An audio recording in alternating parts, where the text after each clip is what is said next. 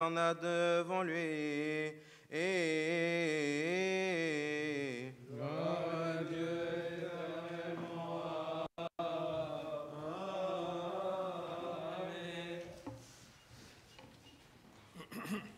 Au nom du Père, du Fils, Saint-Esprit, un seul Dieu, Amen. Que sa bénédiction repose sur nous tous. Amen. Ce texte de l'Évangile nous montre que la foi est la lumière. Quand on a la foi, les yeux de nos cœurs et notre raison s'illuminent. Vous avez entendu écrit que Jésus vit en passant un homme aveugle de naissance.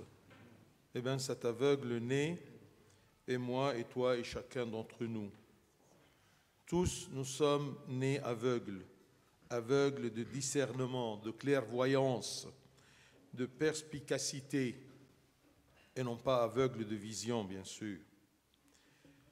Comme a dit David, « Voici, je suis né dans l'iniquité, et ma mère m'a conçu dans le péché. Si la foi est la lumière, donc le péché et les ténèbres et l'obscurité. » Si nous sommes dans le péché de notre naissance, eh bien, le Christ est venu lumière pour ceux qui vivent dans les ténèbres. C'est écrit comme une prophétie à propos de ce Jésus, le Sauveur, qu'il est venu, selon saint Luc, il est venu pour éclairer ceux qui sont assis dans les ténèbres et dans l'ombre de la mort du péché. Puis diriger nos pas dans le chemin de la paix. C'est ça dont on est besoin. Quelqu'un, une lumière qui nous guide dans le chemin de la paix, de la réconciliation entre nous et Dieu le Père. Pour cela, nous nous rapprochons du Christ en le suppliant. Je viens vers toi, aveugle, pour que tu me rends la vue, pour que tu me rends l'illumination. Ensuite, c'est écrit que ses disciples lui firent cette question. Rabbi, qui a péché, cet homme ou ses parents, pour qu'il soit né aveugle? Attention, si Dieu permettait les maladies, les souffrances et les épreuves, selon nos œuvres et nos péchés, nous serions tous malades et miséreux. Car c'est écrit, nul n'est intelligent, nul ne cherche Dieu, tous sont égarés, tous sont pervertis. Il n'en est aucun qui fasse le bien, pas même un seul. Et même dans la messe, nous crions tous en disant que ça soit selon ta miséricorde, Seigneur, et non selon nos péchés. Donc, Dieu ne peut pas nous traiter selon nos péchés, ça sera une catastrophe. Bien sûr, les apôtres ont posé cette question parce que les Juifs retenaient un verset très important. Dans le livre de Deutéronome, c'est écrit « Car moi, l'Éternel, ton Dieu, je suis un Dieu jaloux, qui punit l'iniquité des pères sur les enfants. » Mais attention, le reste du verset. « Jusqu'à la 3e et la 4e génération de ceux qui me haïssent. » Ils ne comprenaient pas ce verset-là. Ils ne comprenaient pas pourquoi Dieu a dit jusqu'à la 3e et la 4e génération. Il n'a pas dit la première génération. Il n'a pas dit le premier-né de la première génération, mais jusqu'à la 3e et la 4e génération. Pourquoi? Ça, c'est une petite connaissance qu'on va retenir. Parce qu'aux yeux de Dieu, il y a 4 générations. D'Adam jusqu'à Abraham, c'est une génération où il n'y avait pas encore des Juifs. Ils étaient tous des nations. Ensuite, 2e génération d'Abraham jusqu'à David. Adam jusqu'à Abraham, Abraham jusqu'à David, de David jusqu'à l'exil de Babel, 3e, 4e, de l'exil de Babel jusqu'à le Christ. Bien sûr, pour les nations, il y a 4 générations, depuis Adam jusqu'à le Christ. Et pour les Juifs, il y en a 3, depuis Abraham. La première génération ne compte pas pour les Juifs, parce qu'avant Abraham, il n'y avait pas des Juifs, il n'y avait pas cette nation des Juifs. Alors c'est pour cela que le Christ est venu comme sauveur pour enlever le péché du monde entier, des nations et des Juifs. Pour les nations, 4 générations, et pour les Juifs, 3 générations. Ça veut dire que Dieu punira les péchés de tout le monde sur son Fils unique bien-aimé, Jésus-Christ, le Fils unique incarné. Ce n'est pas si les parents ont péché, ce sont les enfants qui vont payer la note. Eh bien non, ce n'est pas logique, ce n'est pas juste. Mais ça, c'était une prophétie à propos de celui qui va payer la note, le Fils qui va payer la note de tous ses parents des 4 générations des nations et les 3 générations des Juifs. Qui a péché? Lui ou ses parents? La réponse tombe. Jésus répondit, ce n'est pas que lui ou ses parents aient péché, mais c'est afin que les œuvres de Dieu soient manifestées en lui. Quelle œuvre de Dieu? Tout simplement la guérison? Non. Afin que les œuvres de la charité de Dieu, de la miséricorde de Dieu soient manifestées en nous. Comment la charité de Dieu se manifeste-t-elle à l'homme? Qu'à travers les épreuves et la détresse. C'est pour cela que David a dit dans son psaume, c'est Dieu qui parle sur les lèvres de David, « Et invoque-moi au jour de la détresse, je te délivrerai et tu me glorifieras. » Invoque-moi au jour de la détresse, je te délivrerai et tu me glorifieras. Sa charité, son amour est manifesté aussi par sa mort. Pour nous, il a payé. C'est écrit dans l'épître de Saint Paul aux Romains, c'est écrit, mais Dieu prouve son amour envers nous, en ce que lorsque nous étions encore des pécheurs, Christ est mort pour nous. L'amour de Dieu se manifeste dans sa mort, pour nous les pécheurs, et aussi en nous délivrant de la détresse, pour qu'on arrive à glorifier Dieu pour son amour envers nous. La plus grande œuvre de charité, d'amour de Dieu envers nous, est de nous donner cette illumination, cette perspicacité nécessaire afin de connaître et d'admirer et de croire en ces mystères et en ces grâces. Ces grâces, c'est comme l'incarnation, la rédemption, le mystère de sa mort sur la croix pour nous, tout ça, on a besoin de cette illumination pour comprendre, pour admirer, pour concevoir. Comme un des pères de l'Église, il a dit, à propos de ces mystères du Christ, que c'est très difficile d'expliquer, mais trop facile à accepter. Tout ce qu'il y a de théologie dans Dieu, c'est trop difficile d'expliquer parce que c'est le langage humain, mais c'est très facile, trop facile d'accepter par cette illumination intérieure que Dieu nous procure. Ensuite, le Christ leur dit, « Il faut que je fasse, tandis qu'il est jour, les œuvres de celui qui m'a envoyé. La nuit vient et personne ne peut travailler. Le jour, ça veut dire tant que l'esprit est uni à la chair, tant que l'esprit habite dans la chair, eh bien ça c'est le jour. Quant à la nuit, c'est la séparation de l'esprit de la chair, c'est la mort. Là, le Christ nous enseigne que nous devions faire les œuvres de Dieu tant que nous vivons dans la chair, tant qu'il fait jour, de peur que vienne la nuit et personne peut œuvrer, peut pratiquer, peut venir vers Dieu. Tant que tu vis sur terre, tant que ton esprit habite ta chair, tu pourras faire beaucoup de choses. Tu peux te repentir, tu peux témoigner le Christ, tu peux ramener des âmes au Christ par le ministère de réconciliation.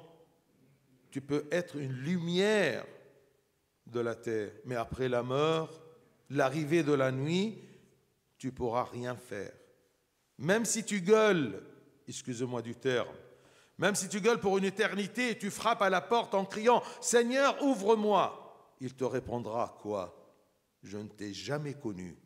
Retire-toi de moi. » Parce que le temps est écoulé. On a perdu notre vie, on a perdu le temps.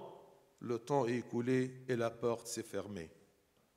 Mais quand tu es vivant sur terre et tu viendras vers lui, il ne te mettra jamais dehors. Parce qu'il nous a promis, je ne mettrai pas dehors celui qui vient à moi. L'importance est de profiter de cette occasion de vivre sur terre, d'avoir le jour. Chaque nouveau réveil, chaque matin est une nouvelle occasion pour œuvrer pour la gloire de Dieu et pour le compte de son royaume. Enfin, Jésus lui dit, « Va et lave-toi au réservoir de Siloé. » Il y alla, se lava et s'en retourna, voyant clair. Là, on peut voir la simplicité de la foi.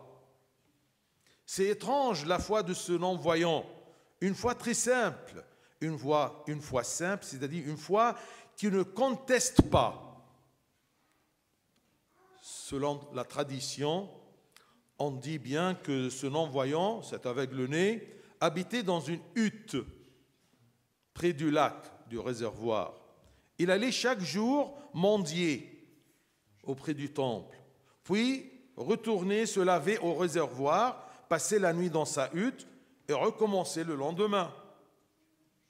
Il pourrait contester la demande de Christ en lui disant « Mais c'est chaque jour que je me lave dans le réservoir. » Et encore plus, le trajet entre le temple et le réservoir de Siloé était à peu près d'environ 2,5 km. Et ensuite, je marcherai comment devant les gens avec de la boue sur les yeux? Sûrement, ils se moqueront de moi. Il n'a pas dit tout ça. Ceci aura eu lieu si la raison aurait fonctionné pour contrarier la foi. Mais devant la simplicité de sa foi, la raison humaine limitée s'est tue. L'Évangile nous dit, il y alla, se lava et s'en retourna, voyant clair. Ceci, c'est la simplicité de la foi. Une foi sans être en contestation avec Dieu. Dieu vient te parler à travers la Bible. Tu contestes et tu le contraries. Pourquoi tu n'acceptes pas sa parole avec confiance et simplicité? Pourquoi tu ne vis pas ses promesses et sous sa direction? Pourquoi toujours tu doutes? Tu fais travailler ta raison limitée contre les mystères du Christ. C'est parce que tout simplement ta volonté et tes ambitions sont contre la volonté de Dieu. Et c'est parce que tu mesures sa parole, tu la mesures à ta raison humaine limitée, incapable, cette raison humaine, de concevoir les préceptes divins. Tu mesures les vérités célestes à la logique et à l'intellect humain, ce qui est immesurable. On ne peut pas le mesurer. Laisse Dieu œuvrer en toi et dans ta vie. Livre-toi confiant à la direction de ton Dieu protecteur qui t'aime, qui te protège. C'est sa volonté de t'accompagner pour te procurer tout ce qui est réservé pour toi aux cieux. Il ne va pas te laisser tomber, mais aie confiance.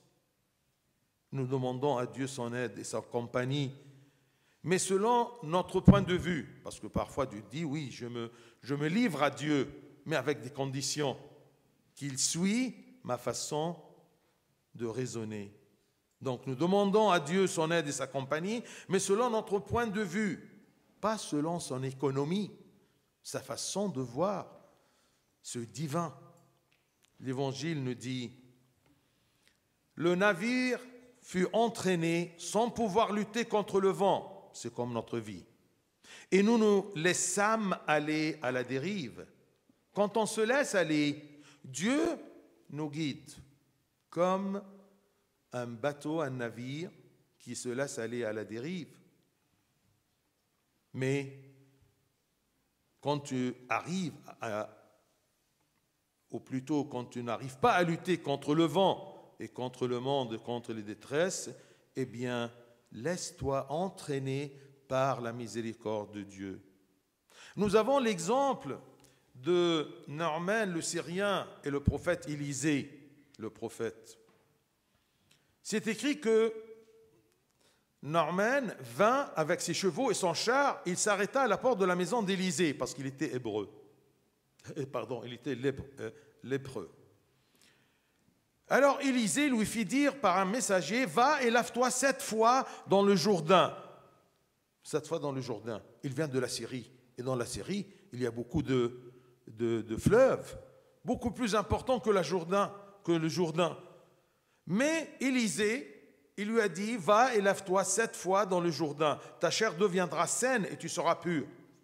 Naaman fut irrité et il s'en alla. Non, je ne fais pas ces bêtises-là. J'ai fait tout ce trajet-là pour qu'il me dise tout simplement 207 fois. Mais il est débile ou quoi? Il n'a pas la foi simple. Il a dit même, les fleuves de Damas ne valent-ils pas mieux que toutes les eaux d'Israël? Ne pourrais-je pas m'y laver et devenir pur? Et ils s'en retournaient et partaient avec fureur. Mais ses serviteurs s'approchèrent pour lui parler, ils dirent, notre maître, si le prophète t'eût demandé quelque chose de difficile, ne l'aurais-tu pas fait? Combien plus dois-tu faire ce qu'il t'a dit? Lave-toi et tu seras pur. Parfois Dieu nous demande des choses très simples à faire, mais nous n'obéissons pas, parce que ça ne convient pas à notre raison, malgré que c'est très simple. Mais l'obéissance, on n'obéit pas parce qu'on doute, on n'a pas confiance dans la parole de Dieu. On n'a pas la confiance en Dieu, on ne croit pas qu'il est Pantocrator, il contrôle tout, même les détresses. Alors, c'est écrit que monsieur Naaman, le sage, il descendit alors et se plongea 7 fois dans le Jourdain, selon la parole de l'homme de Dieu. Et sa chair redevint comme la chair d'un jeune enfant, et il fut pur. Comme c'est écrit aujourd'hui, il étala, se lava et s'en retourna voyant clair. Ayant Dieu, avec Dieu, met à part ton raisonnement et ne conteste pas. Et la foi simple, afin que Dieu t'emporte à la bonne rive. C'est comme c'est écrit aux Hébreux. Or, la foi est une ferme assurance des choses qu'on espère, une démonstration de celles qu'on ne voit pas. Si tu cherches à voir par ta raison humaine et voir par tes yeux, tu n'arriveras à rien. Tu seras toujours dans l'obscurité, malvoyant. Mais si tu as cette simplicité de foi, cette confiance en la parole de Dieu, eh bien, tu pourras arriver au royaume. المولود أعمى. فصل من الإنجيل يوضح لنا أن الإيمان هو النور. لما نؤمن نستنير، تستنير عيون قلوبنا وعيون فكرنا. يستنير قلبنا فندرك أشياء وأسرار المسيح. عشان كده سمعتوا النهارده وفيما هو مجتاز رأى إنسانا أعمى منذ ولادته. طبعا المولود أعمى ده هو أنا وإنت وإنتي، كل واحد فينا ولد أعمى البصيرة مش أعمى العيون. زي ما داود النبي قال ها أنا ذا بالأسام حبل بي وفي الخطايا ولدتني أمي. إن كان الإيمان نور يبقى الخطية ظلمة. إن كنا في الخطية نبقى بعيد عن المسيح، نبقى احنا في الظلمة. ولدنا في الخطية فولدنا في الظلمة. نحن في الخطية منذ ولادتنا، لكن المسيح جاء نور للذين في الظلمة. لهذا نأتي للمسيح وإحنا بنقول له يا رب أنا جاي لك أعمى عشان تجعلني أفتح. فسأله تلاميذه قائلين يا معلم من أخطأ هذا أم أبواه حتى ولد أعمى؟ دايما ندور على السبب. ليه ربنا سمح بكده؟ يا ترى أنا اللي خاطي؟ يا ترى أهلي اللي خاطيين؟ طبعا لو كان ربنا يسمح بالمرض وبالتعب وبالتجارب بحسب أعمالنا لكنا جميعا مرضى وتعبانين، لكن الكتاب يقول لنا الجميع زاغوا وفسدوا معا، ليس من يعمل صلاحا ليس ولا واحد.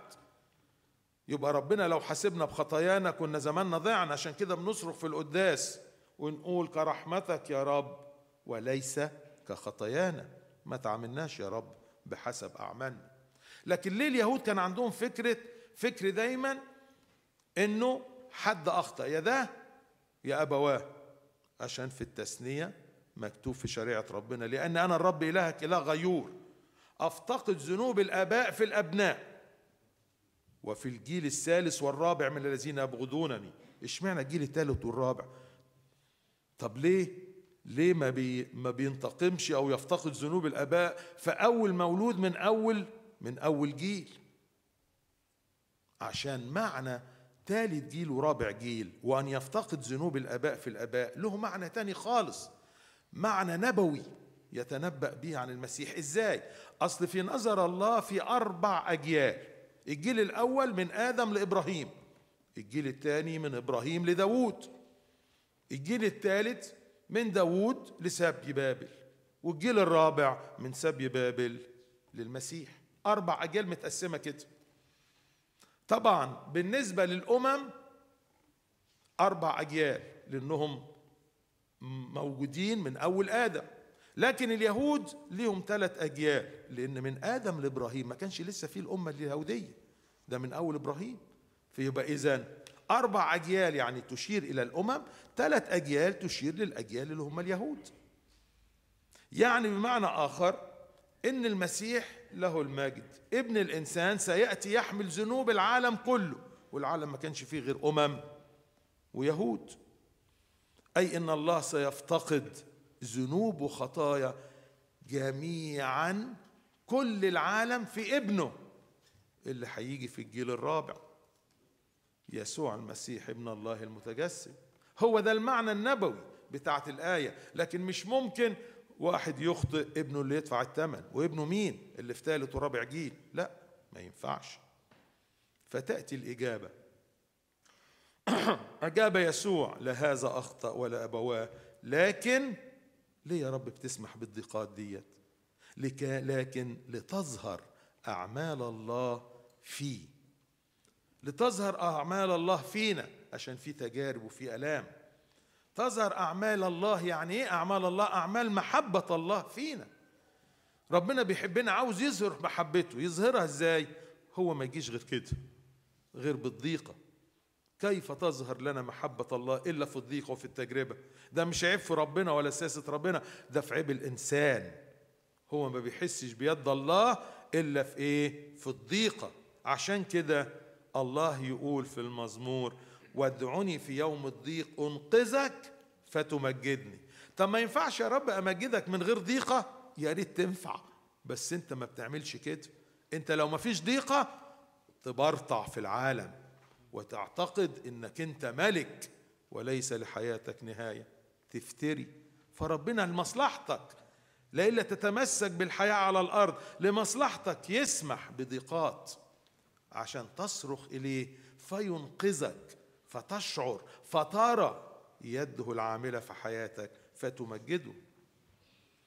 وكمان ربنا يبين محبته مش بس في الضيقات يا أحبائي، ولكن في حاجة أنت محتاج إلى استنارة عشان تشوفها، وهي الفداء وموته من أجلنا. عشان كده مكتوب في روميا: ولكن الله بين محبته لنا لأنه ونحن بعد خطاة مات المسيح لأجلنا. هل أنت شايف موت المسيح ده؟ هل أنت مدركه؟ ولا محتاج لاستنارة عشان تعرف ماذا محبة الله ليك؟ إنه مات لأجلك ونحن بعد خطاة.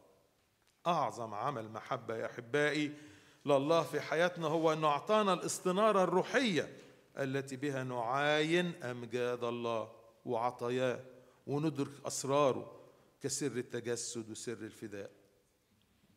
وبعد كده ربنا يقول ينبغي أن أعمل أعمال أبي الذي أرسلني ما دام نهار، يأتي ليل حين لا يستطيع أحد أن يعمل.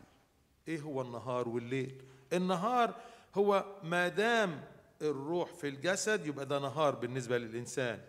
أما الليل هو خروج الروح من الجسد، يعني الموت. فهنا يعلمنا المسيح إننا المفروض نعمل أعمال الله ما دام نهارا، أي ما دمنا على قيد الحياة، لئلا يأتي الليل يأتي الموت حيث لا يستطيع أحد أن يعمل.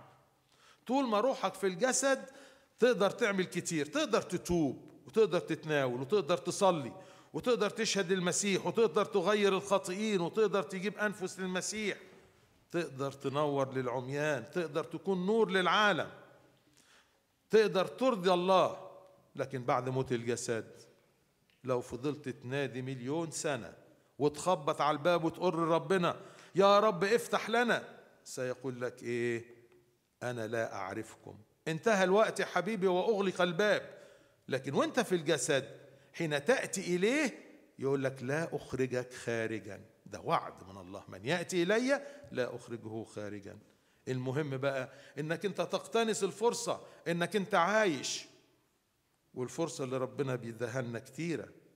اعتبر إنه كل صبح بيجي عليك، كل يوم جديد بيجي عليك هو فرصة جديدة للعمل لمجد الله ولحساب ملكوته، مش لمجدك انت ولا راحتك انت ولا راحة ولادك ولا راحة العالم ولا خدمة البشرية.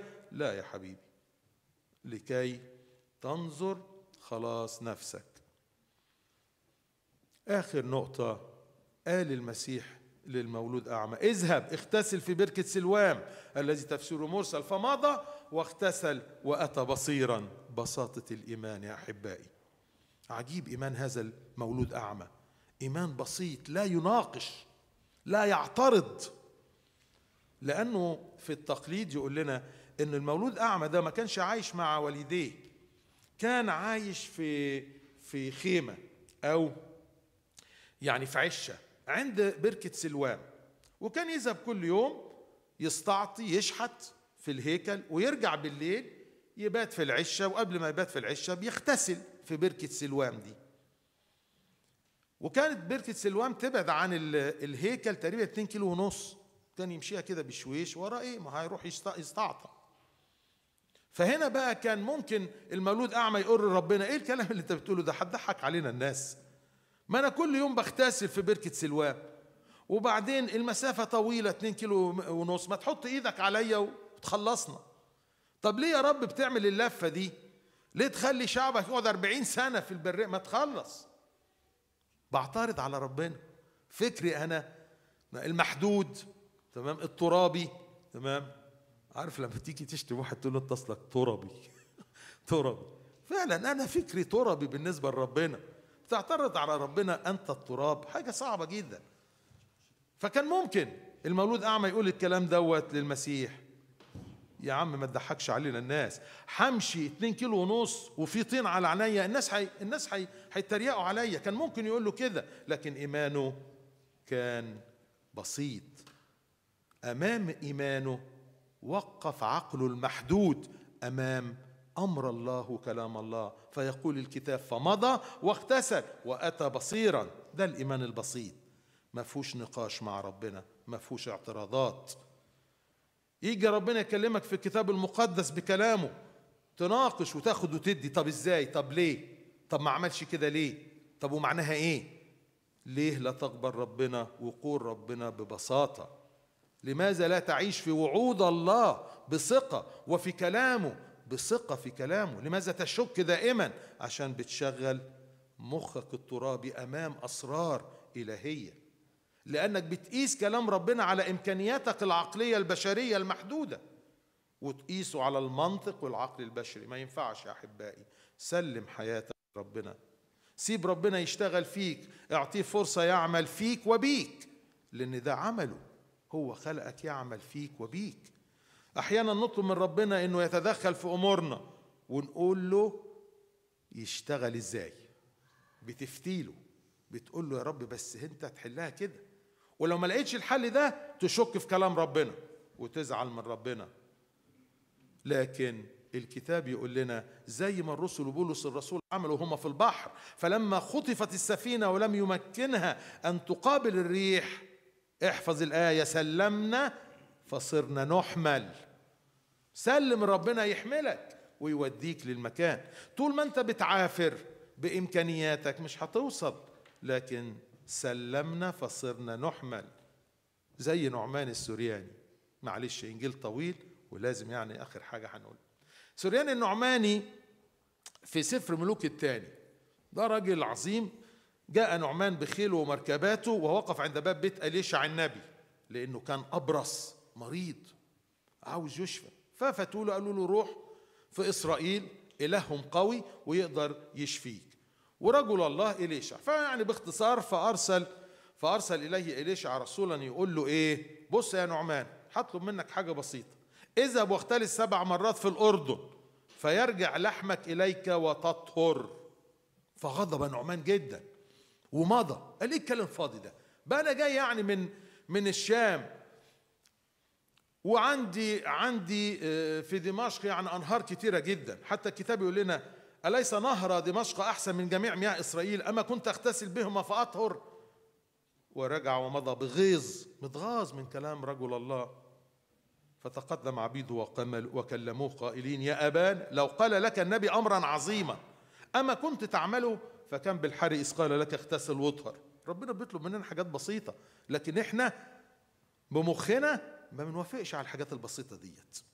فنزل وغطس في الأردن 7 مرات حسب قول رجل الله، فرجع لحمه كلحم صبي صغير وطهر، زي ما سمعتوا النهارده. فمضى واغتسل واتى بصيرا. مع ربنا حبيبي سيب عقلك على جنب، استعمل العقلك ده يمكن في العالم، لكن مع ربنا ده هو مصدر الحكمة، هو الحكمة نفسها. ما تناقش مع ربنا، سلم فتحمل. مع ربنا سيب عقلك على جنب، وبلاش تتناقش مع ربنا كتير، بلاش تشك فيه، لأنه الإيمان عبارة عن إيه؟ زي ما قال لنا بولس الرسول، وأما الإيمان فهو الثقة بما يرجى، والإيقان بتبقى واثق بأمور لا ترى. بس أنت عاوز دايما تشوف. ربنا لا يعطينا نظر العيون ولكن نظر القلوب لكي نرى عمله فينا فنمجده له المجد الدائم إلى الأبد آمين.